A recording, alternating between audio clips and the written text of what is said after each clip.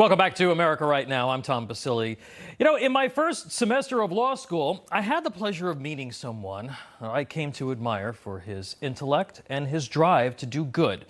While I was admittedly trying to balance work, night school, and single life in Manhattan, he was already an accomplished physician at Columbia Presbyterian Medical Center.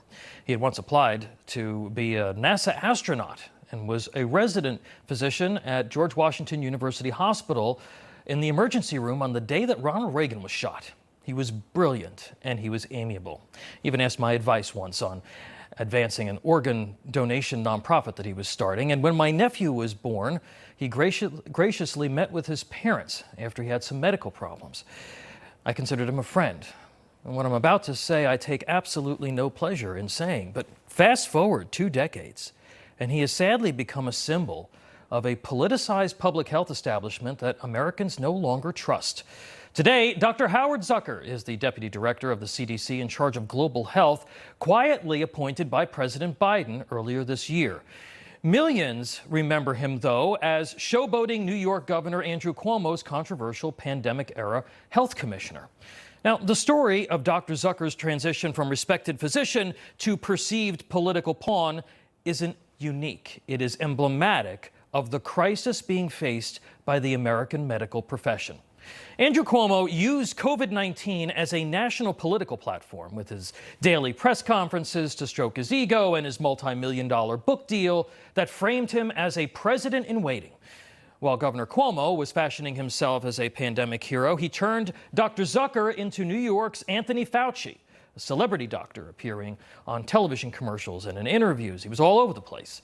Prolonged lockdowns, ridiculous social distancing and masking regulations that cratered businesses and set school children back years, some of the nation's most restrictive vaccine and testing mandates that stripped people of their privacy, their jobs, their religious freedom, and rights of conscience were approved and enforced with an iron fist by Dr. Zucker and his department.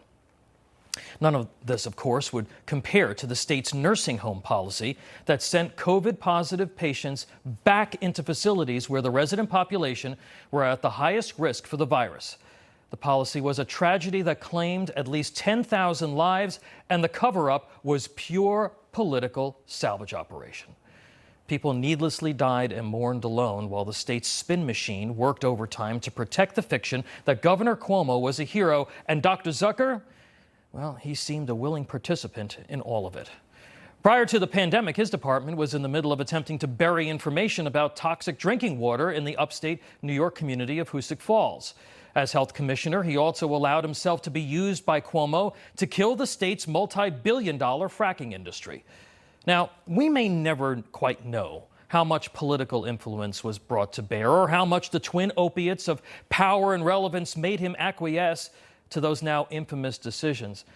But as I watched his career from afar, I often just hoped so much that he would finally extract himself from political servitude, putting science and his duty as a physician first again. Seduced by political masters and activists, doctors like Howard Zucker have lost the independence that at one time placed them among the most trusted people in America.